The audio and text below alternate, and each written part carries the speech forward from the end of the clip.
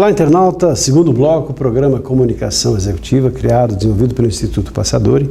Tendo aqui o prazer, a honra de receber o João Marques, que é um executivo, que é o presidente da Endoc, consultoria especializada em mobilidade global. Dando aqui um verdadeiro show com as histórias que tem para contar, e cada vez que eu converso um pouquinho mais com ele, fico encantado, porque ele mesmo faz questão de dizer que é de uma origem muito humilde, nasceu, viveu numa favela, enfim, ele vai contar um pouquinho sobre essa história. E um ponto que eu gostaria que você falasse um pouquinho aqui com a gente, João, sobre compliance, sobre valores fundamentais, sobre... Enfim, a gente vive num mundo, infelizmente, num seio político, claro, tirando aí aquelas pessoas que ainda mantêm um padrão de honestidade, mas de uma maneira geral, diante de muita corrupção, diante de muitos, enfim, problemas tão sérios que tiram a credibilidade das pessoas que fazem um esforço grande e depositam lá o seu voto com muita esperança em políticos que, na verdade, não estão preocupadas em representar dignamente aquela coletividade, aquelas pessoas que os escolheram para representá-los. Infelizmente, temos tido muitas e muitas decepções. Então, eu gostaria primeiro que você falasse um pouquinho sobre a sua história, da sua origem, e depois sobre valores, porque, obviamente, as pessoas são tentadas, de acordo com suas dificuldades, em fugir daquela linha que ela pauta como valores fundamentais da sua vida, não é verdade? É verdade. Olha, eu passei parte da minha infância morando na Brasilândia. Acho que quem mora em São Paulo sabe que hoje ainda é um bairro bastante violento. Uhum. Você imagina isso há 40 e poucos anos atrás. Depois eu melhorei um pouco de vida, consegui mudar para Coab 1 de Carapicuíba. Uhum. E depois, com esse trabalho, consegui meu primeiro imóvel para morar na Lapa, de baixo, no antigo Central Park Lapa. E dali para frente, trabalhando e investindo no próprio negócio, a vida melhorou um pouco.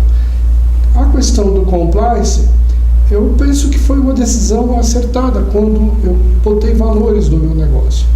Porque talvez, se eu tivesse optado por seguir a prática usual, até mesmo do meu mercado de atividade, talvez eu tivesse ganhado dinheiro mais rápido, mas ele já teria acabado. Seguramente eu já estaria fora do mercado, ou talvez hoje estivesse preso, e isso não era o meu propósito. O meu propósito é ter um negócio sustentável, ter um negócio com valores.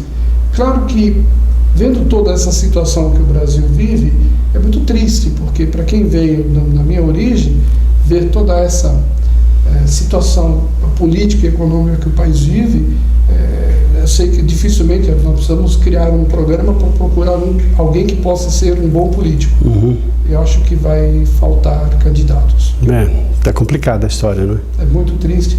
Para um país, para quem é empreendedor, para quem é empresário, tudo isso só atrapalha. Só atrapalha. Tá. Bom, em relação as dificuldades, além disso que você tem visto no Brasil, além dessa dificuldade relacionada a valores fundamentais, de muita corrupção, de jeitinho daqui, certamente você viu a lei do Gerson na sua plenitude, né? Tirar vantagem de tudo e de todas as possibilidades. Vivemos dessa época, somos oriundos dessa estrutura que hoje, graças a Deus, se modificou, está se modificando em muitos aspectos, né?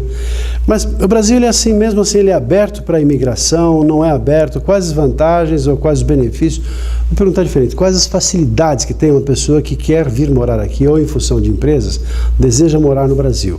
Você as acolhe aqui, quais as dificuldades e as principais assim, facilidades que existem nesse segmento? Primeiro, aos números, o Brasil é um dos países mais fechados do mundo para a imigração. Ah, é? Apesar de toda essa abertura de imigração e tanta gente chegando? Historicamente houve algumas evoluções.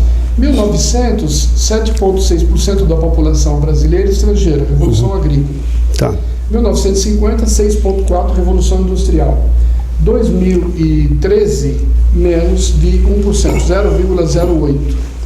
0,08%. Houve um fechamento em função de não haver mais necessidade? Eu diria, nós somos um país mentalmente fechado. E isso porque os números melhoraram bastante, porque antes das privatizações, você tinha a média de 2.000 famílias de estrangeiros por ano, 30% era consumido pela própria Petrobras e suas servidoras. os outros 70% dividido nas grandes companhias. Hoje esse número está em torno de 20, 22 mil de transferências corporativas. Quer dizer, isso para um país como o nosso, ele é muito insignificante para uma população de 200 milhões de habitantes. Nós temos fama de ser acolhedores, mas nós não somos acolhedores na prática. Eu digo da imigração inovadora.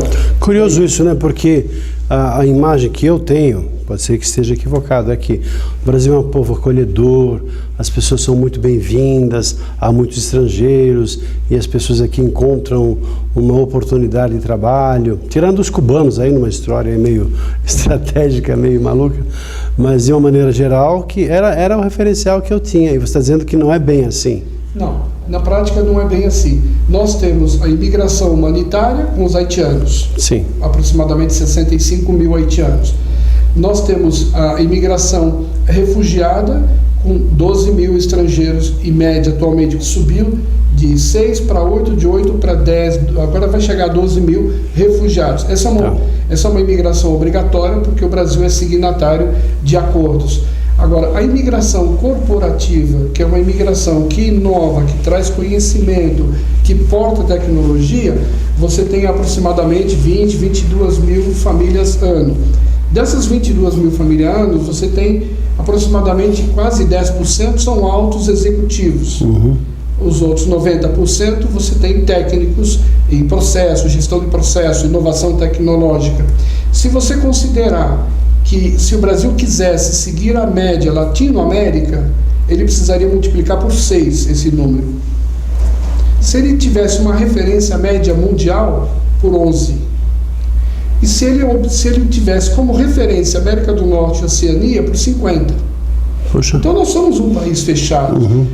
Mas isso explica algumas coisas importantes. Às vezes falam, precisa de 4 a 5 brasileiros para fazer o trabalho de um alemão. É verdade isso? Olha, pode ser verdade.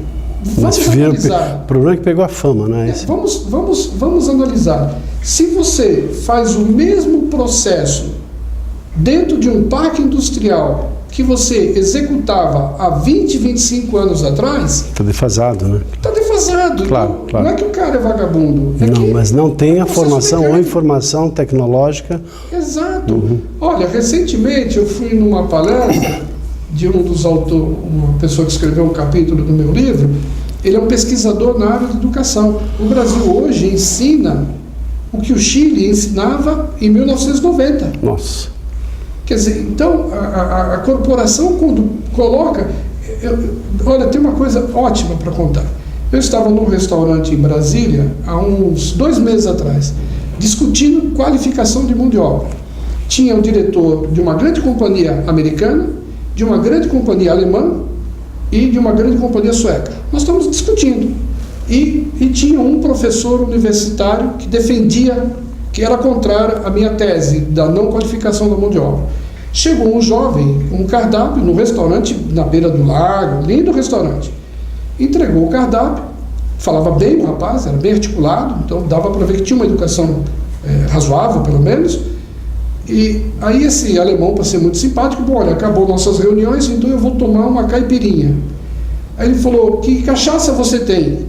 Esse jovem respondeu, eu tenho Smirnoff, John Walker e Pioca.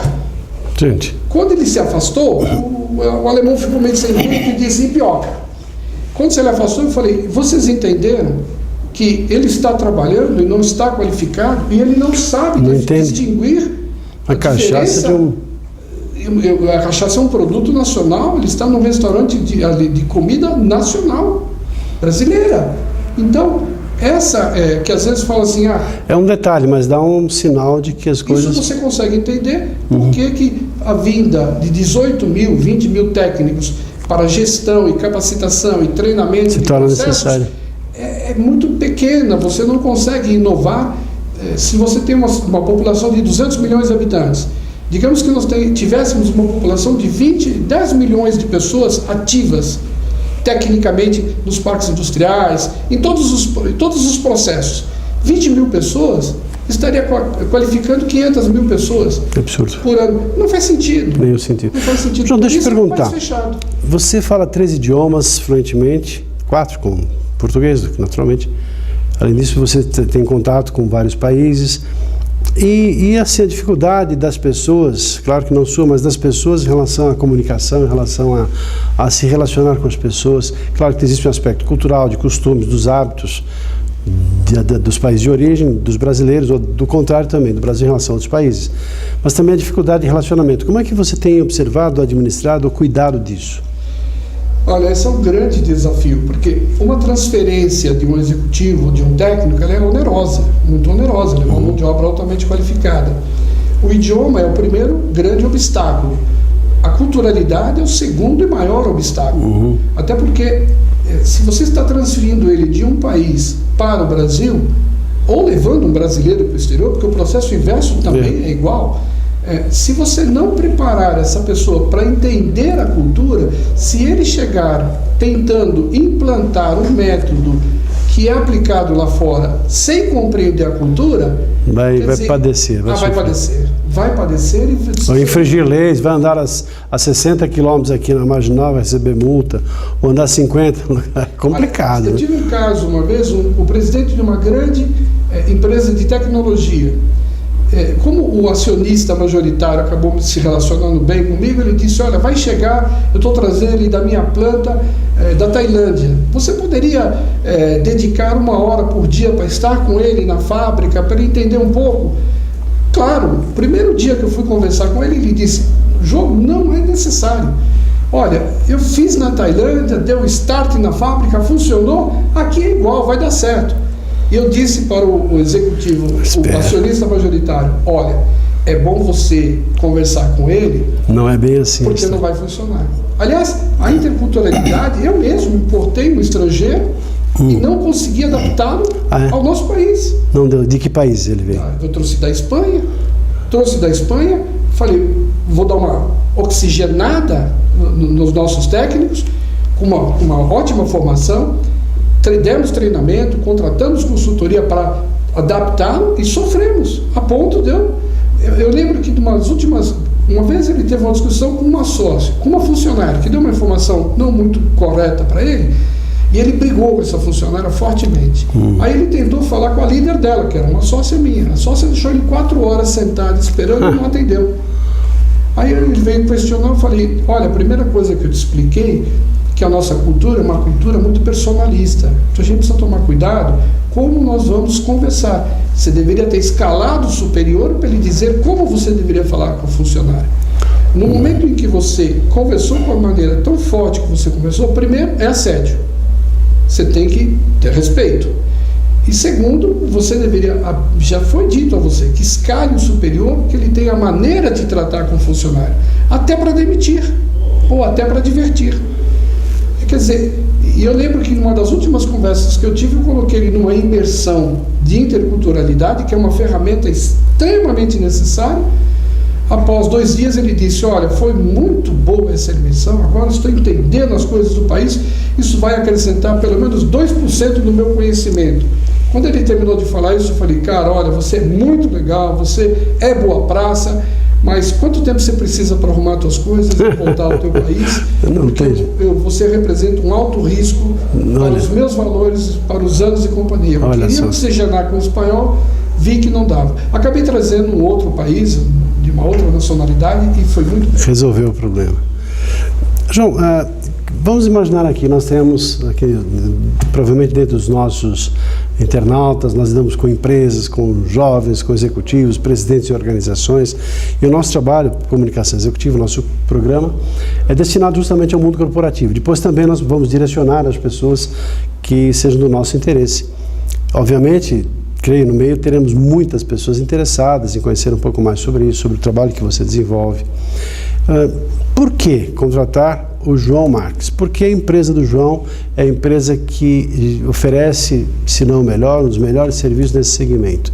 O que te diferencia, além do que você obviamente já disse aqui, foi muito marcado, me impressionou com isso, não porque é uma novidade, mas porque ao te conhecer sabia que já era uma pessoa pautada, ou pauta a sua vida em valores fundamentais dos quais não abre mão para tomar as suas decisões e fazer as suas escolhas. Consequentemente, a sua empresa segue essa mesma linha de pensamento. Além disso, por quê? O que você oferece? Qual é aquele diferencial competitivo que faria com que as empresas buscassem o seu trabalho?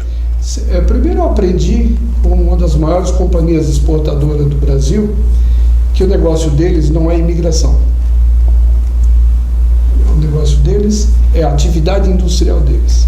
Tá. Então, com isso, quando você tira de dentro da tua companhia e busca um profissional fora, ele é completamente isento ao dia a dia e aos interesses que normalmente o estrangeiro procura tentar ter um valor maior para aqueles direitos. Quando você traz um estrangeiro ou leva um brasileiro, você tem todas as condições prévias, mas são pessoas com pessoas.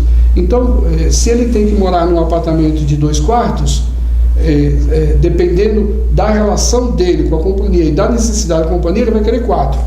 Vai te custar. Então, a consultoria, ela tem a finalidade de cumprir aquilo que está estabelecido. Quando você fala da interculturalidade, adaptá-lo rapidamente ao negócio. Então você vai buscar por ele dentro do negócio operando. Quando você fala da questão jurídica legal, então essa é a mais importante de todas. Porque você tem leis do país, leis imigratórias, você tem regras imigratórias, você tem multas, você tem compliance. Você imagine hoje um técnico seu ser retido com trabalho ilegal. Nossa. O produto tem um risco, uma imagem... Um comprometimento da imagem da empresa em tudo, né? E não precisa, porque as leis não são ruins. As leis, elas são boas. No Brasil, é um dos países bons com leis. Dos 22 países que eu opero, o Brasil seguramente é o melhor. Olha... Então, não há sentido de você não buscar uma solução técnica e econômica, que te sai mais barato. E João, agora fique à vontade para deixar aqui as suas considerações finais desse trabalho que você faz, um trabalho maravilhoso, e um prazer muito grande te receber aqui para poder dizer um pouquinho sobre o trabalho que você faz da Indoc.